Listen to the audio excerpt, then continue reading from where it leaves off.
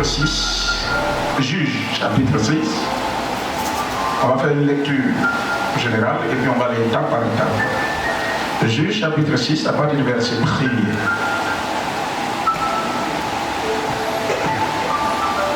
Vas-y.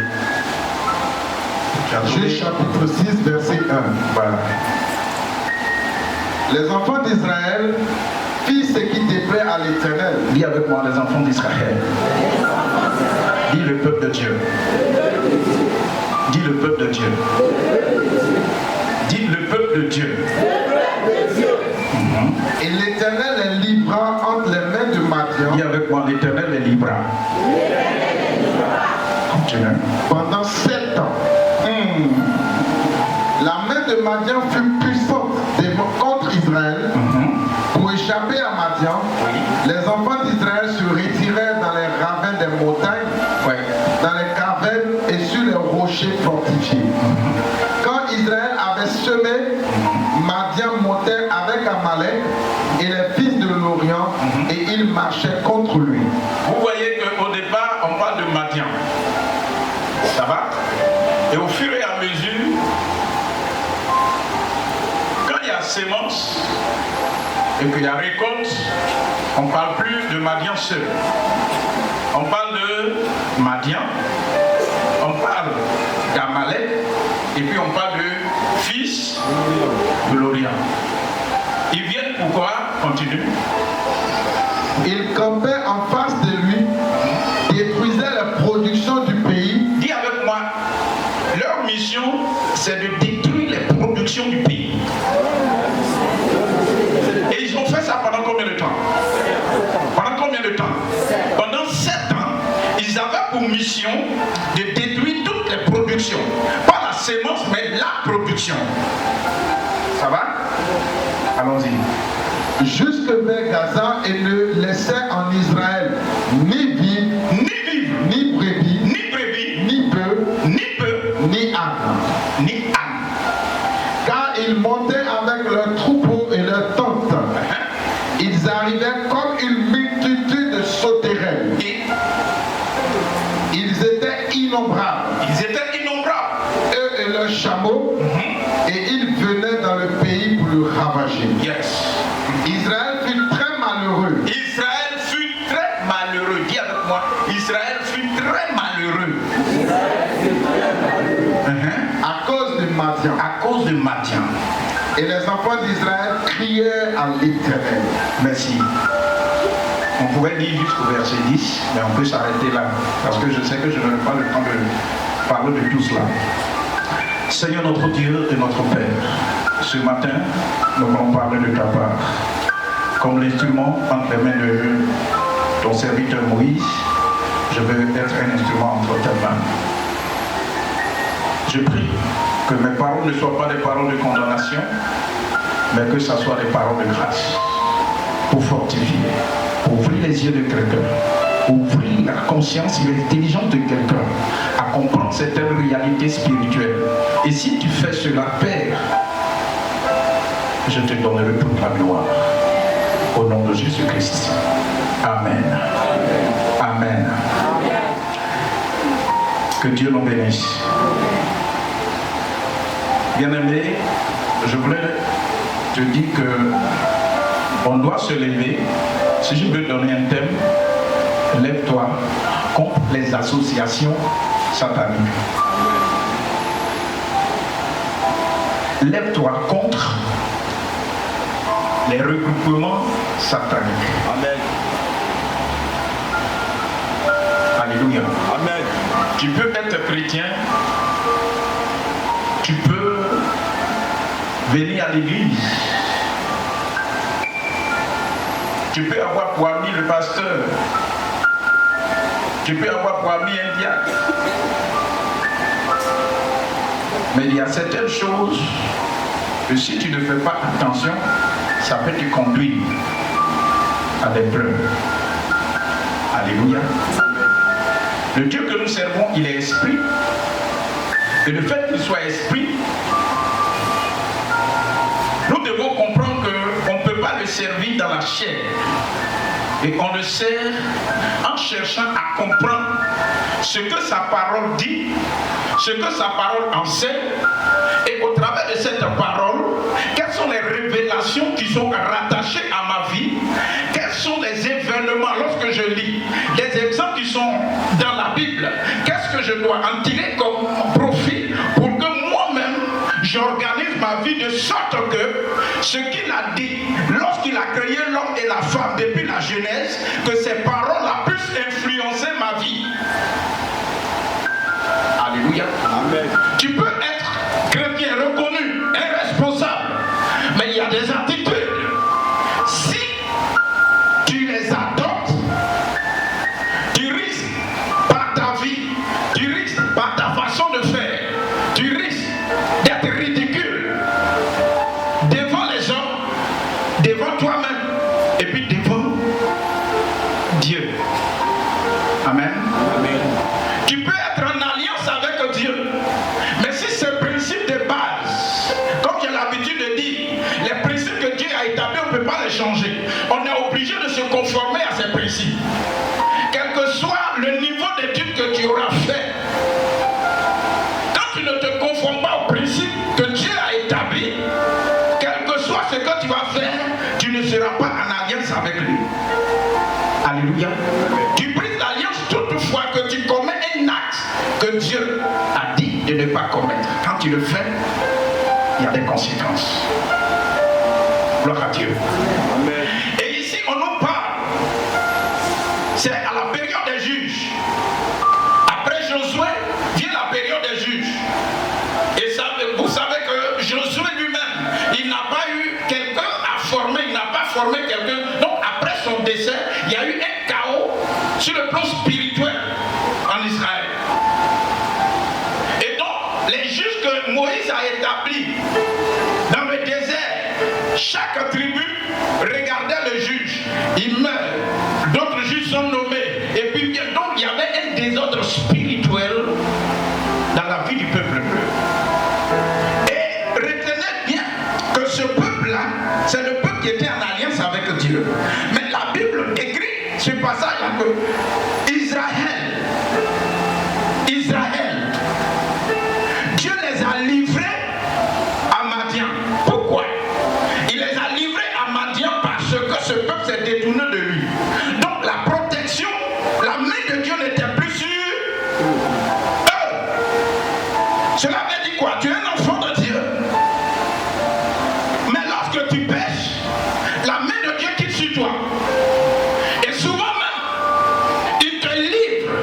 Et il y a certains événements, certaines situations que tu commences à vivre. Tu te poses une question, tu crois que ça va faire 2 jours, tu crois que ça va faire 3 jours. Ici, on compte jusqu'à 1 an, 2 ans, 3 ans, 4 ans, 5 ans, jusqu'à 7 ans. 7 ans. Alors que c'est le peuple qui était craint au départ. Quand tu es en alliance avec Dieu, quand tu es en alliance avec Dieu, protège cette alliance. Amen. Les situations vont se présenter au devant de toi. Les tentations viendront. Mais il faut tout faire pour préserver l'alliance que tu as tissée avec Dieu. Amen. Alléluia. Amen. Alléluia. Amen. Et la Bible dit, ils ont commencé à souffrir. Ils ont commencé à souffrir. Et dans leur souffrance, tu veux que j'aille à la... Il faut mettre le premier point.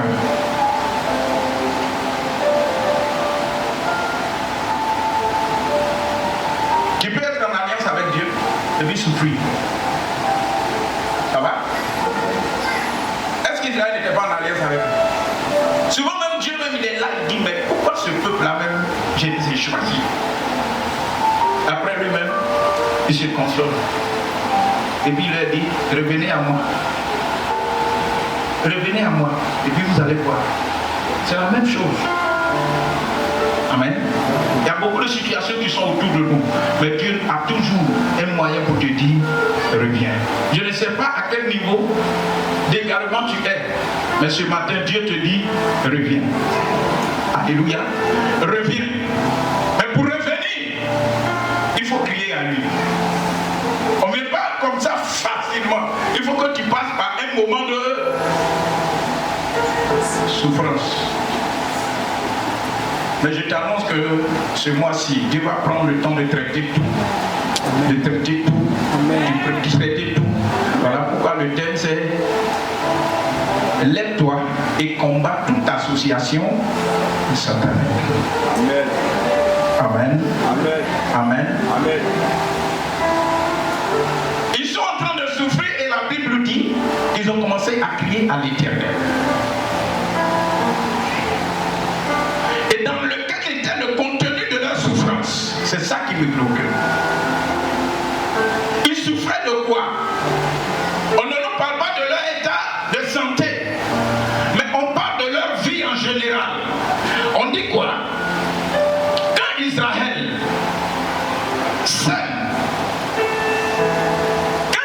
sème, pendant la sémence, pas parce qu'ils étaient paresseux, ils étaient très engagés dans ce qu'ils étaient en train de faire. Ils étaient très déterminés dans ce qu'ils étaient en train de faire. Ils prenaient la machette ou bien la daba, ce que les instruments que Dieu leur a donnés, ils utilisaient ça pour travailler la terre. Et on dit ils s'aimaient, ils s'aimaient, ils s'aimaient.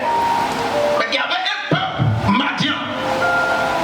Quand on sait que la sémence est en train de porter du fruit, Madian ne réagit pas. Quand il sait qu'ils sont en train de s'aimer, Madian ne réagit pas. Ça va? Mais quand ils savent que la récolte, pour ne pas dire la sémence est mûre, c'est atteint la maturité qu'on doit récolter, c'est à partir de cet instant que Madian se met en mouvement. Vous comprenez? C'est que la récolte est mûre. La moisson, il est temps de la moisson. C'est à partir de cet instant que Madian vient. Ça va? Et la Bible dit, Madian ne vient pas seul. Il vient avec Amalek. Et puis il vient avec les fils de l'Orient. Et leur mission c'est faire quoi? Leur mission c'est de détruire la production. Leur mission c'est de détruire la production. Bien aimé, je veux juste une carte pour que tu puisses comprendre. La vie chrétienne de chacun d'entre nous peut ressembler à ça. Ça peut ressembler à ça. Lorsque tu passes dur, tu passes dur, tu passes dur, et à un certain moment, tu dois te réjouir des fruits de ta souffrance. C'est là que le malheur vient. C'est là que la sorcellerie commence à régner. C'est là que les maladies se succèdent. C'est là que les situations se compliquent. Bien aimé, je ne vais pas aller dans l'autre sens, sinon ça fera cas de délivrance. C'est un texte que je connais bien. J'utilise ça pour faire les délivrances. Mais je vais vous enseigner pour comprendre, pour que vous puissiez comprendre que dans le monde spirituel, les gens agissent par association. Comme dans le monde physique. Quand on dit une association est puissante, une association est forte, c'est-à-dire quoi? Ceux qui sont là, ceux qui ont fondé, ceux qui animent l'association, c'est des gens. Ils vont toujours de progrès en progrès. C'est ça qui détermine leur puissance. C'est ça, non? Dans la vie de tous les jours, quand on dit que cette équipe est puissante, elle va de victoire en victoire. Et on dit cette équipe là, elle est puissante. Alléluia. On dit la main de Madian fut puissante contre Israël. Mais Madian ne vient pas seul. Il vient avec Amalek et puis il vient avec les fils de l'Orient. Pourquoi il ne vient pas seul? Pourquoi il ne vient pas seul? Hein? Il ne vient pas seul, pourquoi? Parce qu'ils savent que dans la vie de tous les jours, il y a un principe. Le principe de l'unité qui conduit à la victoire. Et pour que tu t'unisses à quelqu'un, ça peut être de manière écrite comme de manière verbale. On parle du principe d'alliance. Et donc quand tu es en alliance avec quelqu'un et que tu es en souffrance, par rapport aux différents clauses de l'alliance, la personne peut venir te soutenir. Ça va? On ne va pas parler d'alliance ici aujourd'hui. Mais je suis en train de vous dire que quand on est unis, il y a des choses, il y a des victoires qu'on remporte. Et quand ils viennent, leur mission c'est de détruire. Ça va? Leur mission c'est de détruire. Mais ils ne viennent pas seuls. Ça vous dit quoi? Tout ce qui est écrit dans la Bible doit nous enseigner.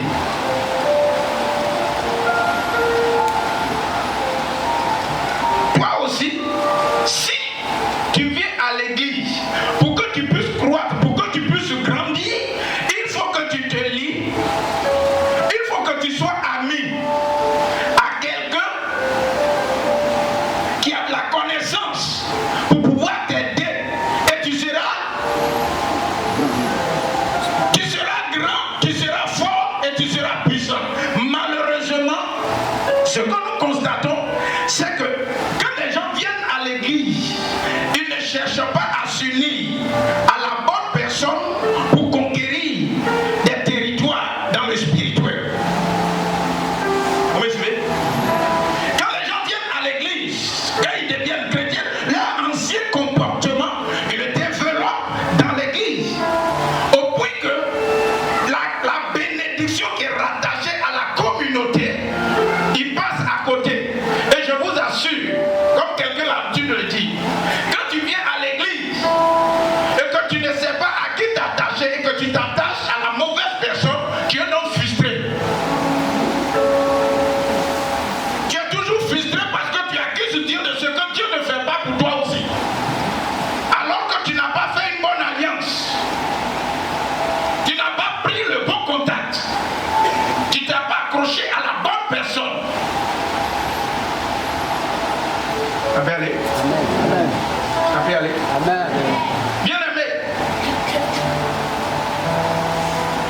quand Madian veut ravager, il prend appui. Il appelle d'autres personnes pour dire venez. Il appelle d'autres personnes et il dit quoi? Venez. Il y a quelque chose qu'on doit faire là-bas. Et ce qui me fait mal, c'est que c'est la production. C'est ça qui détruit.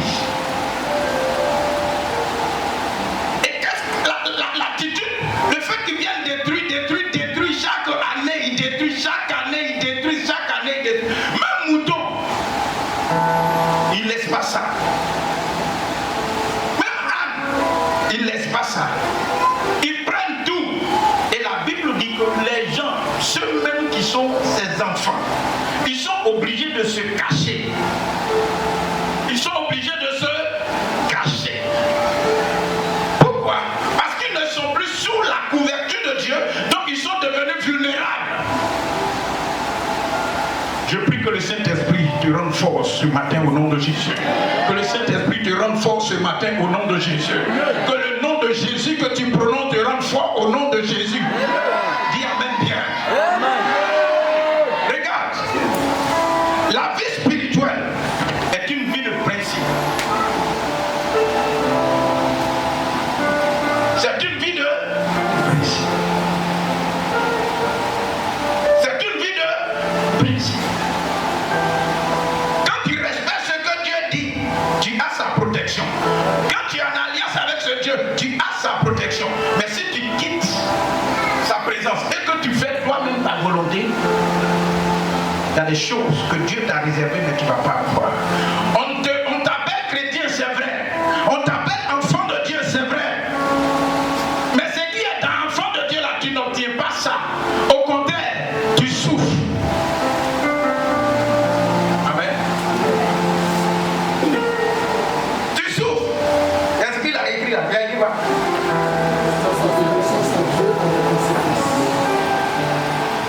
Ils ont désobéi à Dieu là. Ils sont soumis à Madian. Alors que quand vous avez lu la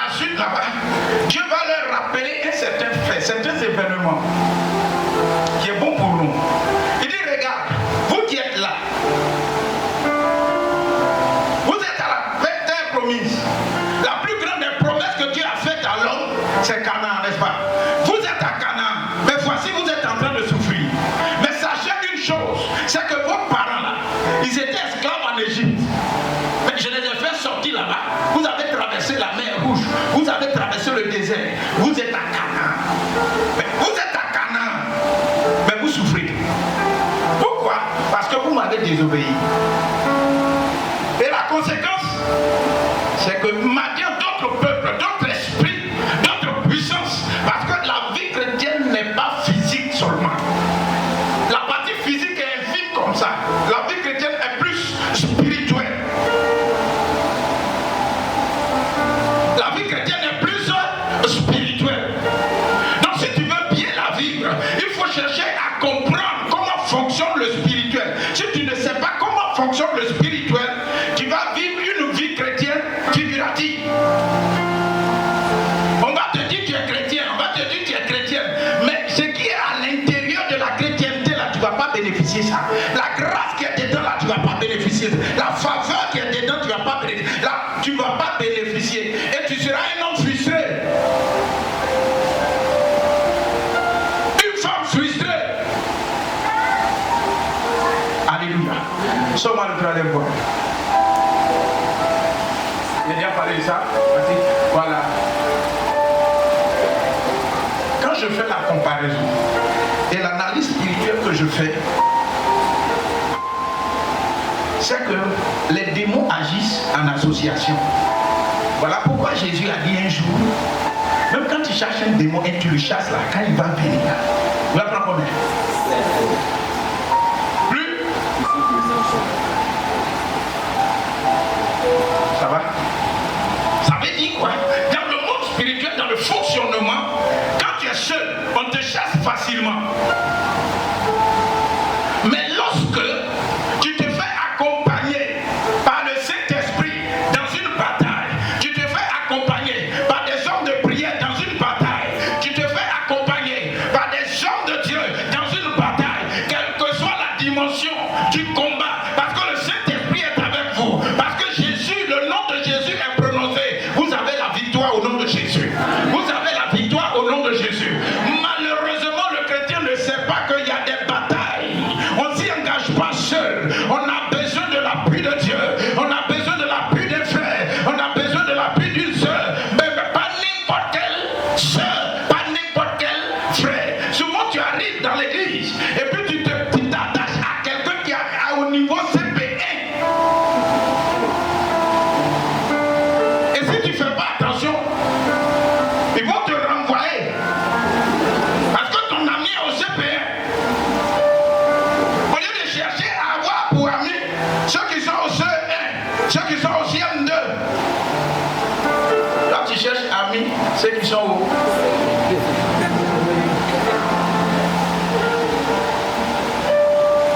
Amen. Gloire à Dieu. Ce qui est dans le spirituel, là, c'est ça qui se reproduit dans le physique. Vivre ensemble. Est-ce que chez vous à la maison, vous ne priez pas? Est-ce que chez vous à la maison, vous ne priez pas? Mais pourquoi Dieu, sachant que nous avons le Saint-Esprit, est-ce que tu n'as pas Saint-Esprit, tu as Saint-Esprit, mais Dieu dit de nous retrouver dans une communauté et d'invoquer son nom. Pourquoi il demande ça? Parce que dans le système, dans le fonctionnement, dans la réalité spirituelle, lorsque vous êtes unis et que vous criez à lui, ça crée quelque chose dans le cœur de Dieu. Parce que quand tu es seul là, tu peux remporter des victoires, mais la victoire est personnelle.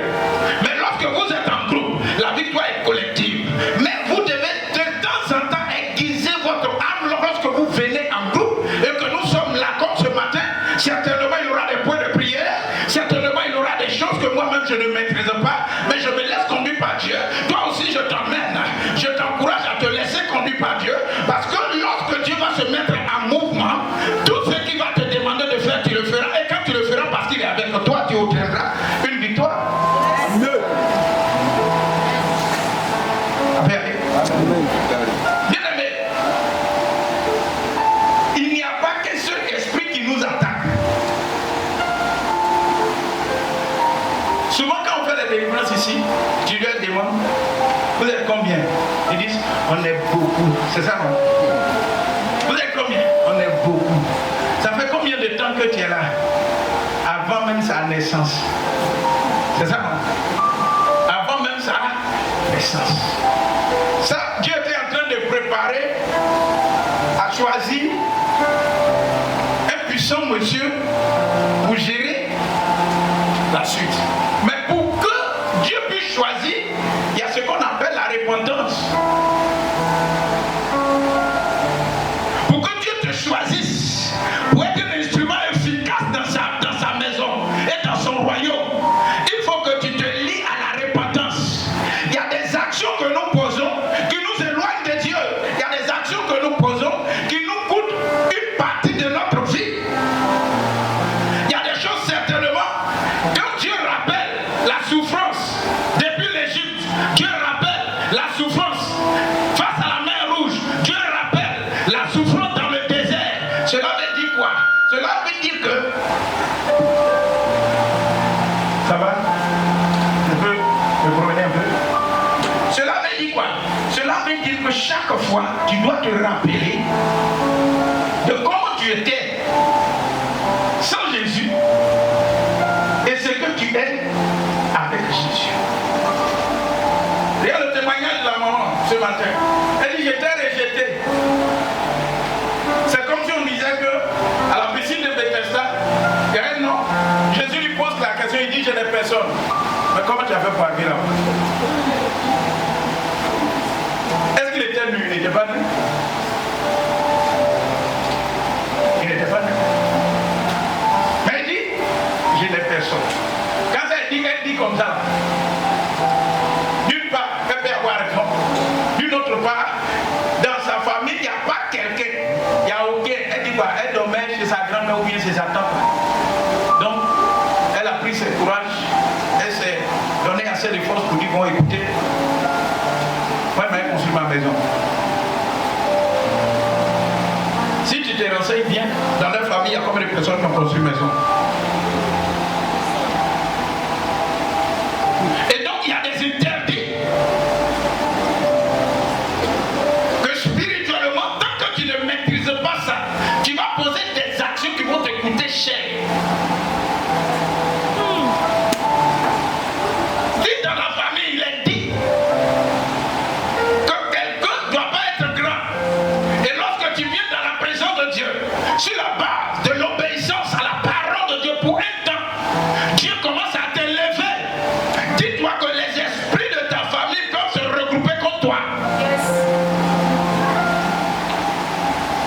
Et ta production peut être ravagée. Ta réussite peut être suspendue. Ton avancée peut être arrêtée. Le processus peut prendre fin. Dieu peut ordonner ça. Pourquoi? Parce que tu as décidé délibérément de ne plus marcher comme il le fait. Pour un temps, tu es correct. Dieu commence à ouvrir des portes. Commence à ouvrir des portes. Et puis il arrive à un moment, comme tu vois que Dieu a commencé à ouvrir des portes, tu crois que tu es arrivé. Donc les principes élémentaires de Dieu, tu les foules aux pieds. Bien-aimé dans le Seigneur. Bien-aimé dans le Seigneur. La réussite est un danger. Le succès est un danger. Max Monroe dit: le succès est un défi. Ça va? Oui.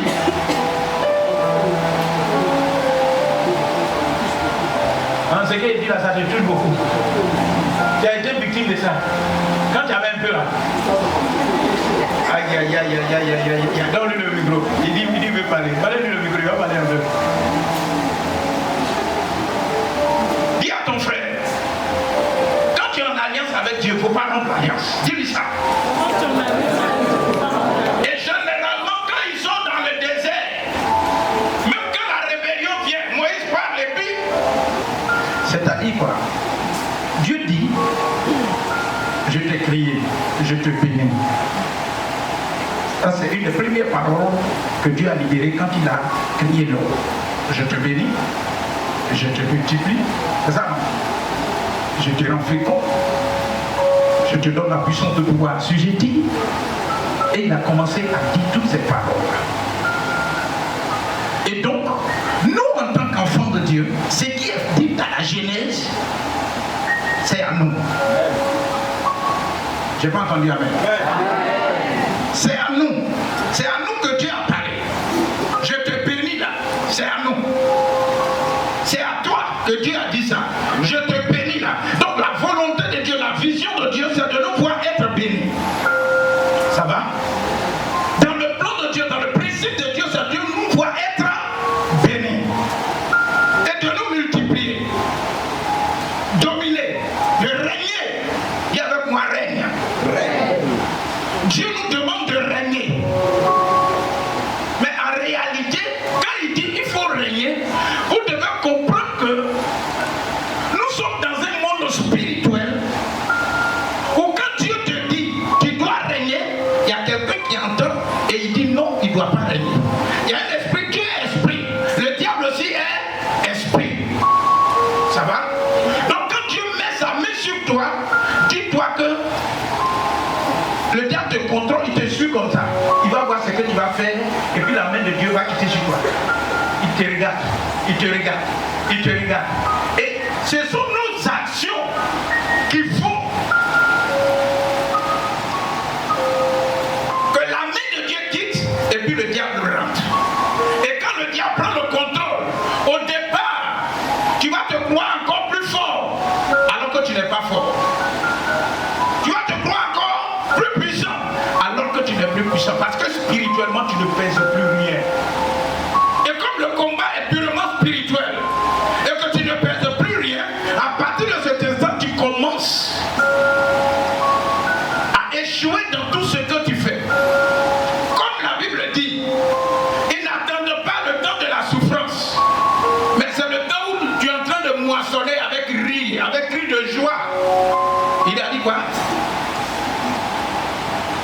Pendant que tu es en train de récolter, il est temps de récolter. C'est à partir de là que les démons se lèvent, c'est à partir de là que l'esprit se lève, c'est à partir de là que les sorciers se lèvent, c'est à partir de là que tout ce qui peut nuire arrive. Mais tu n'as pas de force, tu n'es plus avec Dieu, Dieu n'est plus avec toi. Tu as choisi toi-même de te tracer une ligne de conduite, une ligne de vie. Donc même quand le pasteur te prêche, tu l'insultes dans ton cœur. Malgré que ça soit la vérité, pourquoi? Parce que tu es là en tant qu'homme, mais spirituellement tu es rempli par... Alléluia. Dans le monde spirituel, comme dans le monde physique, c'est en association qu'on triomphe. Ça va? Ça va? Je vais m'arrêter là. Non, je vais m'arrêter.